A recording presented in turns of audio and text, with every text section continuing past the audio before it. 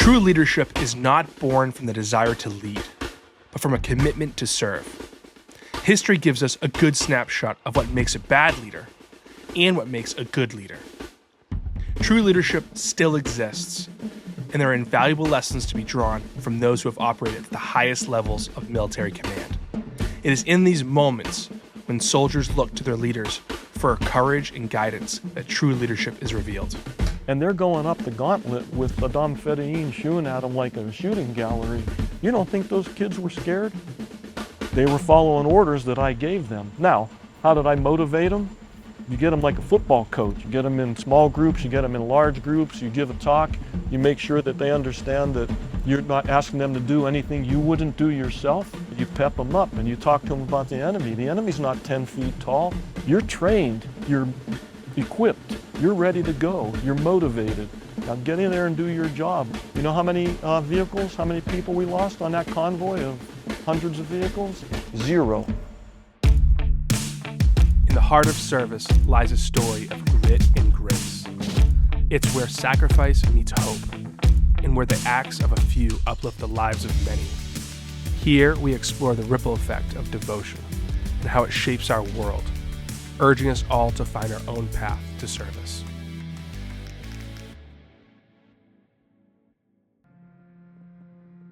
Over the past 4 decades, General Raymond Palumbo has played a significant role in shaping military strategy and operations. He began by flying clandestine missions with the elite 160th Special Operations Aviation Regiment and was instrumental in the Iraq invasion at the onset of the global war on terror. He served as the Assistant Commander of the Joint Special Operations Command, Deputy Commander at the U.S. Army Special Operations Command, commanded the U.S. Army Alaska, and ultimately became the Director of Defense Intelligence. I mean, the best thing that happened in my life, aside from my family, is joining the military.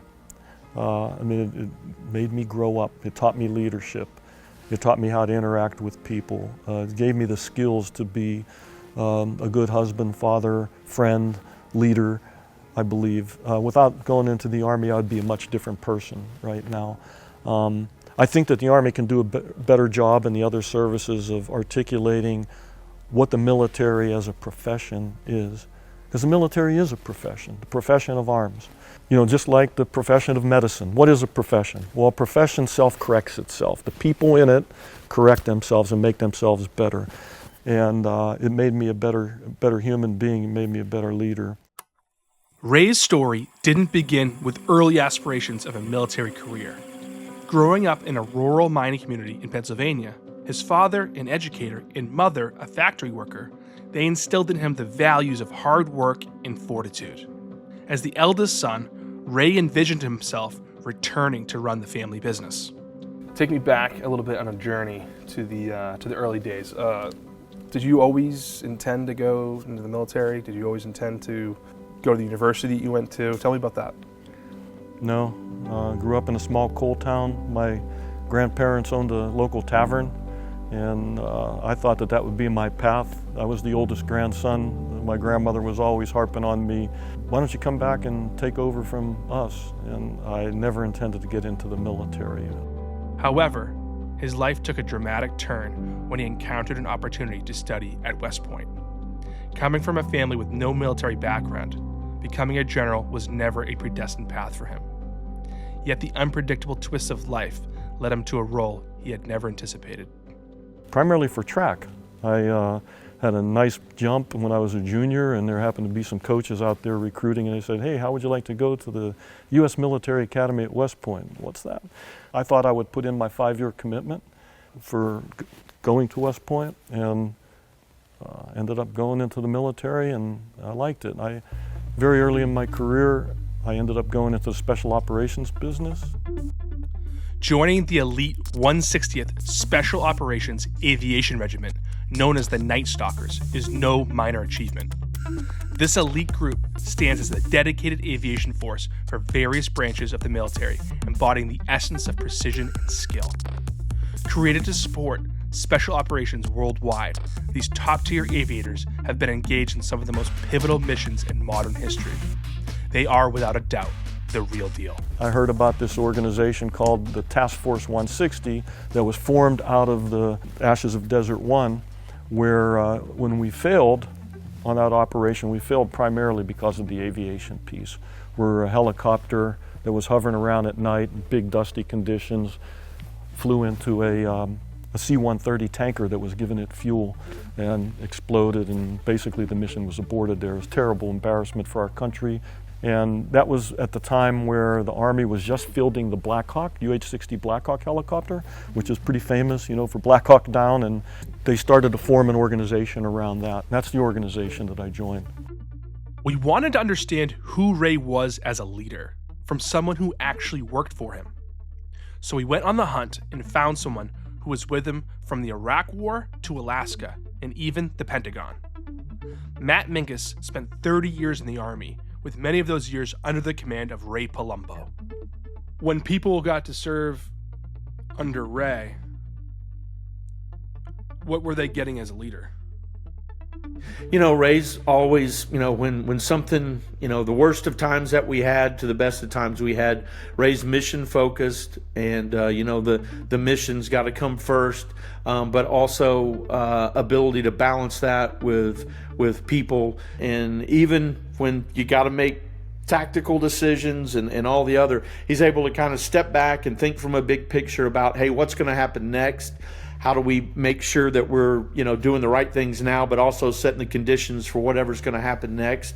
And, I learned a lot from that. And having Ray there with his previous combat experience and everything that he's been through certainly, helped the brigade and, I believe saved lives, all the time because of the decisions that he made and when he had to make them, they were the right thing at the time. And, we were lucky to have a leader like that, I think, in the brigade that we were in for the mission that we were doing. The President of the United States has reposed special trust and confidence in the patriotism, valor, fidelity, and abilities of Brigadier General Raymond P. Palumbo. As Ray stepped into a new chapter of his military career, taking on a leadership role within the conventional Army, his journey led him north to Alaska. Here, he assumed the mantle of commander.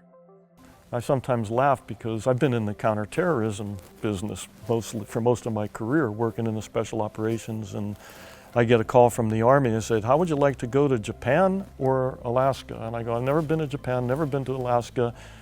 There's no terrorists, kind of.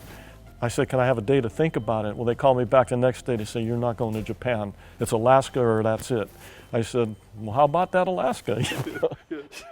In the vast, rugged terrains, he was not only responsible for the elite forces stationed under the Northern Lights, but faced the monumental responsibility of preparing his troops for deployment to the Middle East. My vision up there when I was the commanding general was, my role was to build ready units, which we deployed around the world, Iraq, Afghanistan. Okay, so build ready units, build strong families, and build leaders for the future, because that's what the Army's about, building leaders of the future. That's what all the military services are all about, how do we pass on what we've learned and build leaders that are going to be more applicable to future environment than they are today. Ray was tasked to build up the families of his men and women and create a culture that would sustain strength in the time of war. So how did you build families? What was your strategy for that? We ran schools, we had hospitals, we had clinics, we had cafeterias, we call them dining facilities, mess halls, motor parks, all of that stuff had to be done while the soldiers were away doing their deployments. So it ended up that most of our deployments were to Afghanistan or Iraq in some cases. I would rotate units in and out, and while they were gone, I would take care of their families. He cared about everybody in that unit, the same. And I don't know if he shared with you, but, he's got 3x5 cars that he reads through of everybody he's lost or been injured. And he tries to keep up with I know if a family reaches out to Ray, he's going to stop everything he's doing, Challenge myself to never forget, because you don't ever want to forget those kinds of sacrifices. Sobering. Those are the true patriots. the ones that left it all on the battlefield for a cause they may not have believed in. But they followed orders. People that you're ordering to go in, or yourself, you didn't make those policies, but you're there to execute them. When you receive an order from a higher headquarters that you don't agree with as a commander, it doesn't matter. It's a lawful order to you that you have to execute through your force, right? You now own it. Don't say, the president said do this. They'll know without you tell them. Or even if you're lower in the echelons of command, right? And you say, hey, the battalion commander told me to do this. You never say that. You turn around and you say, I said. You have to own it. And that goes up and down the chain like that. That's fundamentals of leadership in the military. And I mean, so many times I see it now in the corporate world where they say, oh, the CEO's making me do this, you know. Well, that doesn't create organizational harmony. If anything, it creates disharmony. So you want to operate as one big organization. Somebody gives you a lawful order. At the end of the day, you got to follow it, and you issue orders in the same way. If we stop and look at the world around us, the country, and the time that we live in, true leadership that rises above the noise is more important than ever. Strength fused with humility. And sometimes that means a willingness to draw a line in the sand. Yeah, so in 2020, politics got real wild, and it drafted. Really? It's getting wild again. We're coming back on it. But one of the things that happened was trying to draft in the retired military officers into using their voice for either this to sign a letter for the Republicans, to sign a letter for the Democrats. And I happen to have a thought about this. Well, they also happen to go after you as well. Yeah. I got a letter from both asking me to sign for Joe Biden, in favor of Joe Biden, and in favor of Donald Trump, and I said no to both. I'm not doing it. And look, every American has a right to vote. Every American has a right to speak its piece, right? That's one of those amendments, you know. Yeah. One of those kind of important ones? Yeah. But back to the profession of arms, I think we're in a little bit of a different category here because it has to do with national security. Why do we have an Army, a Navy, Air Force, Marines, Coast Guard, Space Force? Well, to defend America, right? And when you're a commissioned officer, okay, and you're a flag officer, that's a tough cut. I think you're in a special category because there's this thing called the Uniform Code of Military Justice. It's a separate legal system that's run by the military for a good reason, because you may have to order somebody to charge the hill and know that that person is going to die. And when you're a retired military officer and you had thousands of people that worked for you that are now looking up to you, and you sign a letter against the existing commander-in-chief, and these kids that are under the Uniform Code of Military Justice work for that commander-in-chief, you have just created a dilemma for that person, especially if they look up to you. And I had friends on both of those lists that were very well looked up. I look up to them, and I see that, and I go, you just created a dilemma for me, and I'm not under the UCMJ. And to me, a definition of a dilemma is when you have two values that you hold dear, they collide. And that's why I think military officers, retired senior military officers, ought to keep their mouths shut. Don't be signing stuff like this, because you're affecting the troops right now, one way or another. And I think it's disturbing to the good order and discipline. And this is something that the military has to grapple with right now. And I challenge senior leaders in the military to take it. The service secretaries ought to take it on and figure out how are they going to, and I don't know the answer, but I tell you what I feel. I feel that senior military officers ought to stay out of opining about politics. They want to become a politician? Do it. That's different. Put on the political suit and run for office, We because God knows we could use some more. we do need them. And these are some tremendous leaders. Yeah. And believe me, leadership is lacking in some of our places in government right now. We could use good people like that. But don't sit back in a peanut gallery and make comments like I just described and create dilemmas for our men and women in uniform right now. There's no doubt in my mind Ray's the same leader he was as a lieutenant, that he is today. Both family, personally, professionally, whatever it is. And I knew no matter how bad the problem was, and no matter how bad I screwed it up, I could walk in there to his office, and shut the door and just tell him the truth and say, look, this is it, blah. Not good, but, and here's some ideas I have. And then get his counsel and listen, and I always knew I'd come out better, doing that. And, we see each other now in a lot of the same circles with our jobs and everything. And, I'll introduce Ray as Ray, and people don't know he's a retired 3-star general, and they'll have a conversation, and, then they'll be like, hey, who was that guy? And I'll tell them, and they're like, what? Because that's just how Ray is. He treats everyone the same. It's the people who don't want to be called a hero who stand out as the real ones.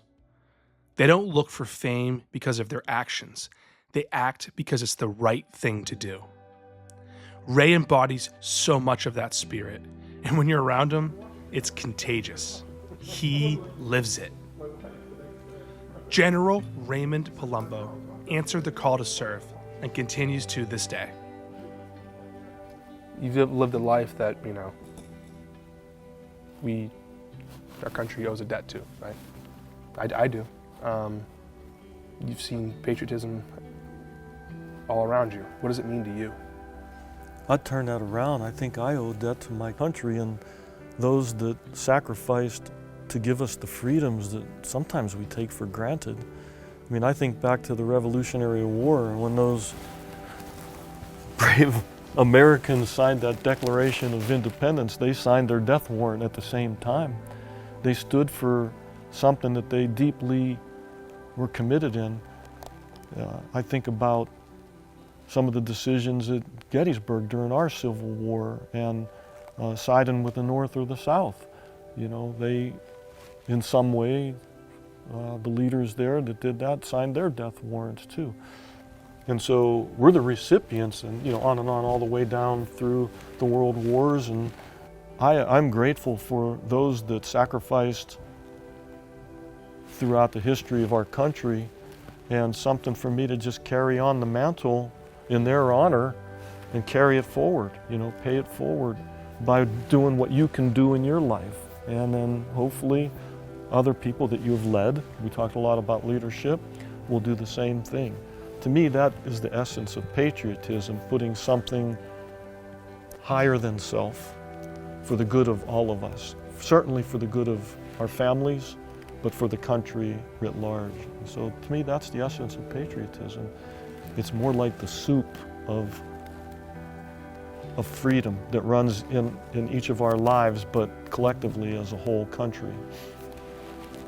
And look, I'm not naive to say that everybody sees it this way, that everybody should be part of it. That's the simplest way I can describe it.